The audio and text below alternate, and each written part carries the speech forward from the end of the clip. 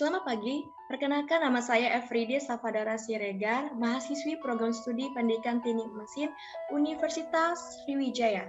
Baik, di sini saya akan mempresentasikan seminar proposal penelitian dengan judul Minat Belajar Siswa dalam Proses Pembelajaran Daring kelas 11 Teknik Pemesinan di SMK Negeri Sumatera Selatan Palembang.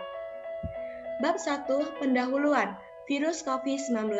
Minat dalam pembelajaran daring ada 3 hubungan. Yang pertama, masalah dalam belajar.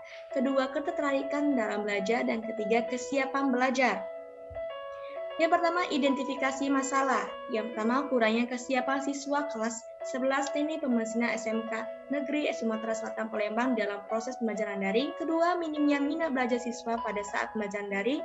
Ketiga, terkendalanya jaringan internet. Keempat, kurangnya respon dalam proses pembelajaran daring. Yang kelima, terbatasnya waktu dalam proses pembelajaran daring. Batasan dan rumusan masalah. Batasan dan rumusan masalah, yaitu batasan masalah. 1. Objek penelitian adalah peserta didik SMK Negeri Sumatera Selatan Palembang kelas 11 Teknik Pemesinan. Yang kedua, menggunakan metode angket dan wawancara mengenai minat siswa dalam proses pembelajaran daring. Dan rumusan masalah yaitu bagaimana minat belajar siswa kelas 11 Teknik Pemesinan SMK Negeri Sumatera Selatan Palembang dalam proses pembelajaran daring. Tujuan penelitian yaitu untuk mengetahui minat belajar siswa SMK Negeri Sumatera Selatan Palembang kelas 11 Teknik Pemesinan dalam proses pembelajaran daring. Manfaat penelitian yaitu ada 2, manfaat teoritis dan manfaat praktis. Baik, di bab 2 yaitu kajian pustaka minat. Nah, minat belajar siswa yaitu belajar adalah suatu proses kegiatan yang dimana seseorang melakukan dalam bentuk sengaja atau sadar untuk mendapatkan suatu konsep dalam berpikir maupun bertindak. Yang kedua, kebijakan. Kebijakan dalam sekarang yaitu dimana mahasiswa, mahasiswi, siswa dan siswi yaitu harus belajar di rumah untuk mengurangi risiko terkenanya COVID-19. Begitu juga keunggulan dan kelemahan. Keunggulan dan kelemahan dalam pembelajaran daring antara lain keunggulannya. Yang pertama, bahan ajar lebih mudah diakses tanpa dibatasi oleh jarak, lokasi, dan waktu. 2. Guru bisa menggunakan bahan ajar yang terjadwal melalui internet. 3. Melatih siswa untuk lebih aktif dalam belajar. Begitu juga adapun kelemahannya, yaitu kurangnya interaksi antara guru dan siswa atau bahkan antara siswa itu sendiri. Kedua, kecenderungan mengabaikan aspek akademik atau aspek sosial. Ketiga, proses belajar dan mengajarnya cenderung ke arah pelatihan daripada pendidikan. Begitu juga pengertian minat belajar. Minat adalah keinginan atau kemauan siswa dalam belajar tersebut. Berarti minat berarti mereka adanya keinginan dari tersendiri dari individu mereka sendiri.